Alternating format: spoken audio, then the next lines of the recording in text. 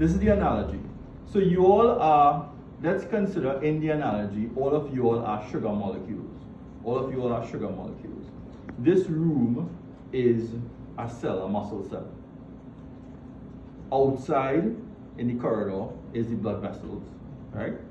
And, well, I'm not going to tell you the rest of the analogy. Let's just say you all have to be here. So all of you all come in today for this internship at 8:30. We're going to start at 8:30.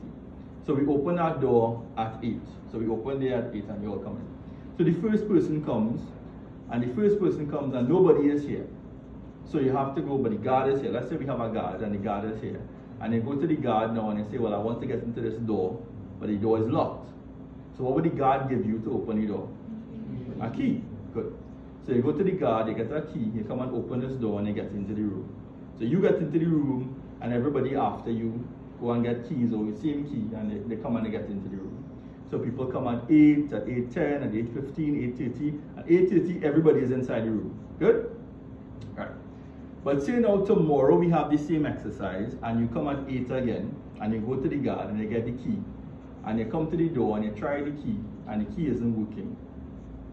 What are you going to do? Right, okay, so you go up to the guard and you say, this key is working, give me my next key. Oh, give me a key that's working. So the guard is supposed to give you an next key, but here's what the guard does. He doesn't give you an next key. What he does is he takes that key that you already have on that keychain and adds another key to it. So now you have 2 keys. So you come to the door and you try to open the lock. You can't remember which one you tried the first time, but you try both of them. But it doesn't take you long, it's just 2 keys. So you open the door and you get inside, and everybody else gets inside behind you. But every single day now, you're doing the same thing, and the key's not working. So tomorrow you have 3 keys, and then 4 keys, and 5 keys, and 10 keys, and 20 keys. You ever try to open a door with 20 keys in a bunch? Yeah?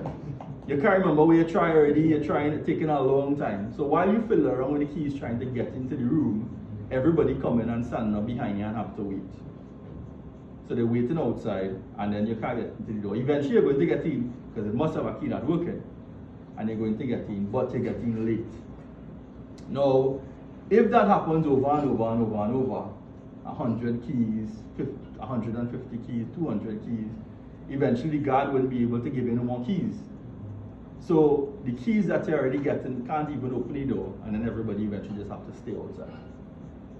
So in that analogy, I'm trying to explain to you what happens with diabetes, with type 2 especially. So in this analogy again, you all are the sugar molecules. This room is the muscle cell, or any cell that requires energy in the body. Outside is the blood vessels. The guard boot, and the guard is what? The pancreas. And the keys are what? Insulin. Good. So normally what will happen is no matter how much sugar you consume, your body is supposed to make insulin, which is the key that opens up the doorways in the cells. And if you all did biochemistry in sixth form, you may have learned the GLUT transporters, not yet, but the GLUT transporters. And that opens up the GLUT transporters to be, well, it presents it to the surface so that the sugar can go into the cells. And that's what you need the insulin for. If you don't have that insulin, then it can't go into the cell.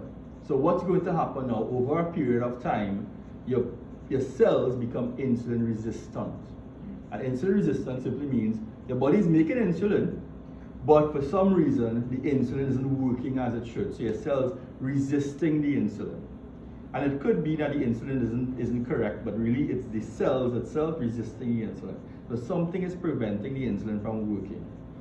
And what's going to happen is that over time, insulin resistance is going to progress to the point where your body has to make more and more insulin to get the sugar into your cells.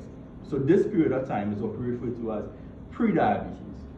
So in pre-diabetes, the person isn't technically living with diabetes or has diabetes because the blood sugar is normalized. Eventually, it just takes longer to normalize.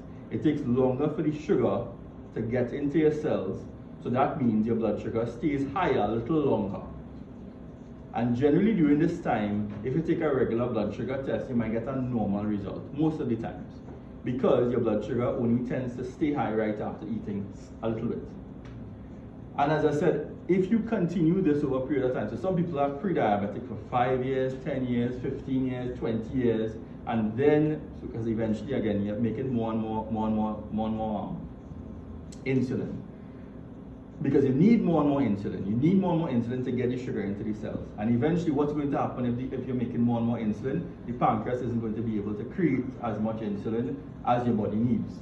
So when your pancreas is able to create enough insulin, then that's where you're diagnosed as diabetic, because you're going to have, all of you will have to stay outside because you can't get into the cell. Follow? So that's what type 2 diabetes is. So type 2 diabetes is the point where it is that your body isn't able to create enough insulin to get into the cell.